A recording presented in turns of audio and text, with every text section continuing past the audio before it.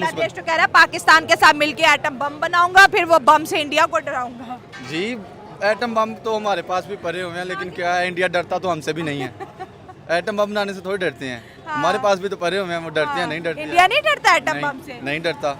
सारा पाकिस्तान तो नहीं डराता रहता है इंडिया को, हमारे पास एटम बम है, कश्मीर खाली कर दो। जी जी 1 मिनट में बटन दबाया पूरा इंडिया तबाह हो जाएगा, वही बम है ना आपके पास। तो ये है कि हमें चाहिए, या इंडिया या पाकिस्तान या कोई भी कंट्री अपने हमसाया मुल्कों के साथ अच्छे ताल्लुकात रखे। यही तो वो भी कह रहे थे, इंडिया भी उनके साथ ट्रेड करे, कोई चीज़ें वहाँ से ले, कोई चीज़ें वहाँ पे भेजे, तो फिर मुल्क की माइशत बेहतर हो सकती है। अब बांग्लादेश के पास वो कह लें कि थैले से बिल्ली निकालने वाली बात है, उनके पास है ही कुछ नहीं, तो फिर वो क्यों इस तरह करें? इंडिया तो इस वक्त वैसे इकोनॉमिक पावर है, क्योंकि बहुत ग्रो कर रहा है, दुनिया मानती है अब इसको। दुनिया मानती है अब उसको, क्योंकि इंडिया का हाथ है, मतलब किसी भी कंट्री की डेवलपमेंट में, मतलब कि अब मिडिल ईस्ट में ले लें, सारा उसके हाथ में है, ठीक है। और इसी तरह अब उसकी इंडस्ट्री आईटी इंडस्ट्री है या उसकी ऑटोमोबाइल इंडस्ट्री है, बहुत ज़्यादा ग्रो कर रही है। दुनिया में उसका शेयर है, मतलब कि उसकी गाड़ियाँ जा रही हैं, उसके आईटी एक्सपर्ट जा रहे हैं, उसकी इंजीनियरिंग की एक एक्सपर्ट है वो।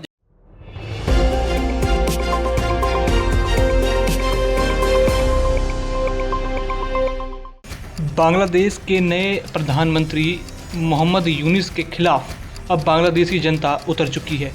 जहां पहले पूरा माहौल भारत के खिलाफ दिखाई दे रहा था, लेकिन अब पूरी तरीके से ये अब फिर दोबारा बांग्लादेश के लोग ही बांग्लादेश की सरकार को घेरते हुए नज़र आ रहे हैं। और ऐसे में यहाँ पर जो पाकिस्तानी लोग बांग्लादेश और भारत के तनाव के बीच खुश हो रहे थे, लेकिन अब बांग्लादेश और भारत की करीबी देख उनके बीच एक डर सा बैठ गया है, जिसका एक बड़ा रिएक्शन सामने निकल कर आया, जिसने बताया कि इंडिया उनकी नज़रों में कितना डेवलप है और किस तरीके से वह इंडिया से डरते हैं। तो इंडिया जो है वो मज़ीद उनको तंग करेगा, और ये जो अभी शेख यूनिस साहब हैं, इनको मजीद इनका जो तख्ता इक़्तिदार से इनको पलटा देंगे, मजीद ये उसको लेके आएंगे जो इनके मफाद के लिए बेहतर होगा। मतलब इंडिया ऐसा करेगा कि बांग्लादेश के अंदर ऑटोमेटिकली वो गवर्नमेंट आ जाएगी जो इंडिया को सपोर्ट करेगी। बिल्कुल ऐसे उनको चाहिए ही ऐसा बंदा जो उनके मफाद के लिए सांस में सांस ले, उनके वो जो नारा लगाते हैं उसके साथ नारा लगाए। उनको मफाद परस्ती की जरूरत है। इंडिया अपने मफाद के लिए कुछ भी कर सकता है। सर अगर इंडिया की पॉलिसी देखिए, वो ज्यादा दोस्त बनाने को प्रेफर करता है, तो जाहिर है उसको लगेगा कि बांग्लादेश के ऊपर शांति है, नेपाल के ऊपर शांति है, क्योंकि चाइना और पाकिस्तान के साथ तो इंडिया की वैसे भी नहीं बनती, तो इंडिया दुश्मन तो नहीं बनाएगा। लेकिन इकोनॉमिकली इतना प्रेशराइज इस वक्त बांग्लादेश हो चुका है कि मुझे लगता है कि अगर मोदी साहब मोहम्मद यूनुस से मिलने का फैसला कर दे तो यूनुस साहब तो पैरों में बैठ जाएंगे, जो हालात हो गए हैं बांग्लादेश के। मोदी साहब फैसला मेरा ख्याल नहीं करेंगे, लास्ट टाइम रिजेक्ट कर दिया था कि नहीं मिलना यूनुस से। मोदी कभी भी नहीं उनसे मिलेगा, और यूनुस साहब को घर ही जाना पड़ेगा। सच में रियली इसको उसकी, क्योंकि जहाँ वहाँ की जो स्टैब्लिशमेंट है, उनको भी वो बंदा चाहिए जो इन्वेस्टमेंट लेके आए। उनकी वजह से तो अभी जो यूनुस साहब हैं, जो उसने अपने डिसीजन लिए, जो फैसले किए, इस तरह तो जिस तरह ये अडानी साहब हैं या और लोग हैं, ये तो अपनी इन्वेस्टमेंट निकाल लें तो फिर बांग्लादेश में रह क्या गया? कुछ भी नहीं। बल्कि बांग्लादेश में हमारे पाकिस्तानी लोगों ने काफ़ी इंडस्ट्री बनाई है वहाँ पे। तो इस तरह तो बांग्लादेश में क्राइसिस फैलेगा, मजीद वहाँ पे तबाही का शिकार होगा। तो बांग्लादेश की आर्मी को भी इंडिया की इन्वेस्टमेंट चाहिए ही चाहिए। वो तो पहले भी कर रहे हैं और मजीद भी करेंगे। तो फिर इंडिया के खिलाफ नारे क्यों लगाए थे, जिसका इंडिया को आपको देखिए बड़ा दुख है कि भाई हमने इनको पाला, हमने इनको हर चीज़ दी, वीज़ा दिए, इनके ऊपर इतनी हमने जो है नवाजिशें की, और बदले में इन्होंने इंडिया के खिलाफ नारे लगाए, बदले में इन्होंने गद्दारी के नारे लगाए। जिस तरह एक छोटे से बच्चे को वालिदैन पालते हैं, तो कल को वालिदैन के सामने उठ के खड़ा हो जाए तो वालिदैन बर्दाश्त करेंगे? वो तो उसको देश निकाला देंगे, उसको घर से निकाल देंगे। तो अब इंडिया भी वही उनके साथ कर रहा है, उनको अपनी औकात पे ला रहा है। और चाहिए इनको कि अब भी ये होश के नाखन लें और इंडिया बांग्लादेश से ना ले। इंडिया से नहीं बल्कि किसी कंट्री से भी ना पंगा लें, क्योंकि अभी उनकी इतनी इकॉनमी स्टेबल नहीं है कि वो अपने पाँव पे खड़े हो सकें। तो आपको क्या लगता है कि ये जो एहतजाज है ये जल्दी रुक जाएंगे, या फिर अडानी साहब फिर कोई इनको मोहलत दे देंगे? नहीं, ये अडानी साहब जो है इनको अब मोहलत तब देंगे जब ये चले जाएंगे। उससे पहले इनकी अब चूंकि ऐसी वजह नहीं बन रही कि जिसकी वजह से वो टिक पाए यूनुस भाई। सर इंडिया इतना पावरफुल कैसे हो गया इकोनॉमिकली, पॉलिटिकली, आप हर देखिए- फोरम पे उसकी बात चलती है। आप बांग्लादेश जैसे मुल्क की नाक की नकीरें निकलवा दी दुनिया है। की 5वीं बड़ी इकॉनमी इंडिया है। हाँ बिल्कुल इंडिया 5वीं बड़ी इकॉनमी है। एग्री, हाँ। और अब देखें लोग बाहर की जो कंट्री हैं वो इंडिया में आके इन्वेस्टमेंट कर रहे हैं, एग्री एग्री हाँ। क्योंकि उन्होंने अपने जो लोगों को टैक्स फ्री मतलब कुछ टैक्स में छूट दी हाँ, है बिल्कुल। और अपना उनको बिजनेस का मौका दिया है कि आए आप इन्वेस्टमेंट करें, हम आपके लिए हर लिहाज से आपके साथ खड़े हैं। और वहाँ की इन्वेस्टमेंट, वहाँ पे लोग जाके इन्वेस्टमेंट कर रहे हैं और उनका मुल्क खुशहाल हो रहा है दिन ब दिन।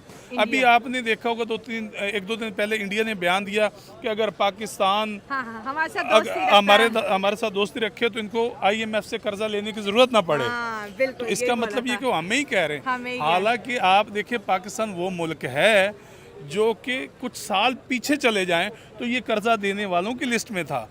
जर्मनी, जापान को इंडिया ये पाकिस्तान ने कर्जा दिया। आज हम बाहर के मुल्कों से बेसिकली ये सिस्टम यहाँ से स्टार्ट हुआ था कि जब बांग्लादेश पाकिस्तान से अलहदा हुआ था more than 91,000 of our 93,000 of our soldiers surrendered and that too through the India और इंडिया के थ्रू आए थे। और ये भी कहा जाता है कि इंडिया के जो सोल्जर्स हैं उन्होंने हमारे सोल्जर को समोसे खाने को दिए थे because they were so hungry that they did not have anything to eat.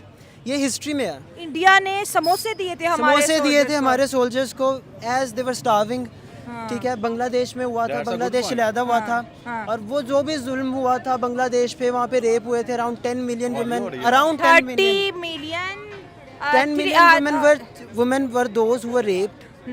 This is just the history books of around the world speaks, ठीक है। not the मुतालिया Pakistan says. ठीक है। लेकिन खैर whatever the reason बांग्लादेश अलहदा हुआ था, I believe वो सही हुआ ठीक था। है, इंडिया की सपोर्ट से बना। ठीक है बिल्कुल इंडिया की उसमें सपोर्ट थी सर, वो कोटे का। कोटे का मेरी ऑडियंस को सब पता है। बात ये है कि मोहम्मद यूनुस ने इंडिया से बिगाड़ी।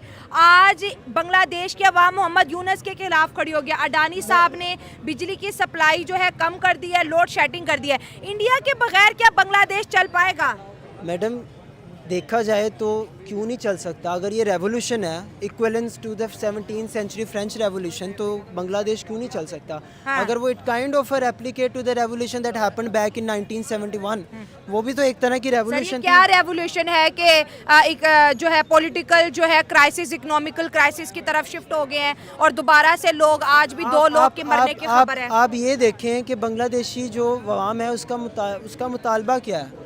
आप पहले उनका मुतालबा देखें, वो क्या कह रहे हैं? वो ये कह रहे हैं ना कि इलेक्शंस कराओ दोबारा। हाँ। वो यही कह रहे हैं कि दोबारा इलेक्शंस कराओ। अब जो हमारे जो टेक्नोक्रेट कैपेसिटी में आए मोहम्मद यूनुस, टेक्नोक्रेट कैपेसिटी में as a Nobel prize winner, हाँ, whatever the authority is holding right now, he is having the same strategy as of the हसीना वाजिद। उसकी भी तो सेम स्ट्रेटजीज है। अगर लोग वहाँ के खड़े हो रहे हैं, जुल्म के खिलाफ ही खड़े हो रहे हैं, बेशक। अब देखें मैडम, कहीं पे भी जब जर्मनी के साथ क्या हुआ था, लेकिन ठीक सर है, अब देखिए, आप ये हम ये देखें- कह रहे हैं कि रिजीम चेंज होता है तो बांग्लादेश में तो खुशियां मनानी चाहिए। पहले उन्होंने इंडिया के खिलाफ नारे लगाए। जब इंडिया ने एक एक करके सारी नेमतें उनसे सवाल छीनना देखें, शुरू देखें, कर दी हैं, ये तो अब वो सवाल- दोबारा से कह रहे हैं कि मोहम्मद यूनुस को भगा दो, क्योंकि अब उनसे वो सख्ती बर्दाश्त नहीं हो रही। मेडिकल वीज़ाज प्रोसेसिंग इंडिया ने स्लो कर दी है। जो बॉर्डर क्रॉस करते थे वो स्लो हो गए मैडम हैं। देखें, हाँ। जब खुशियाँ आती हैं ना, तो खुशियाँ हैं रेवोल्यूशन के एक तरह से खुशियाँ हैं, हाँ। लेकिन उसके साइड इफ़ेक्ट्स भी हैं। ठीक और है। साइड इफ़ेक्ट्स आते हैं इंस्टेंटली, जो आजकल आ रहे हैं। मैंने सुनने में आया around many of hundreds of the textile industry got shut, हाँ, ऐसा है। 1000 हो गई हैं शट डाउन हो गई हैं। लेकिन this is not the end. The point is this is not the end, the people are standing, this is the point.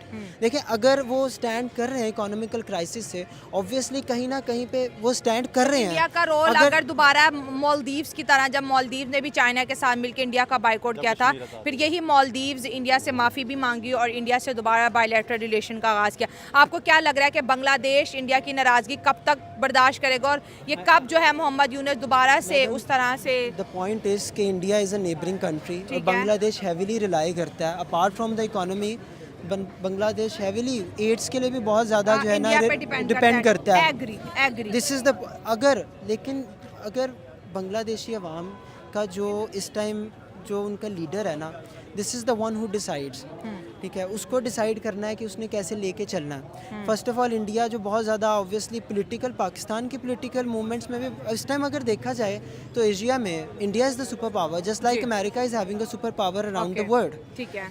लेकिन हमें आफ्टर मैथ्स के अलावा ये देखना चाहिए, जो मैं खुद समझता हूँ कि Bangladeshi people are standing at, जहाँ तक पॉइंट है वो कब तक स्टैंड कर रहे हैं, वो स्टैंड अभी कर रहे हैं। This is itself a huge conquer against the tyranny, I assume ऐसा है। और अगर मैं समझता हूँ कि थोड़ा बहुत टाइम, मैं ये भी कहता हूँ कि हाँ कुछ देर बाद वो सरेंडर करेंगे इंडिया के सामने, इंडिया के सामने वो सरेंडर करेंगे भी। तो यहाँ वो इसका हर मतलब country ये को नहीं करना है कि वो पड़ता है। हमेशा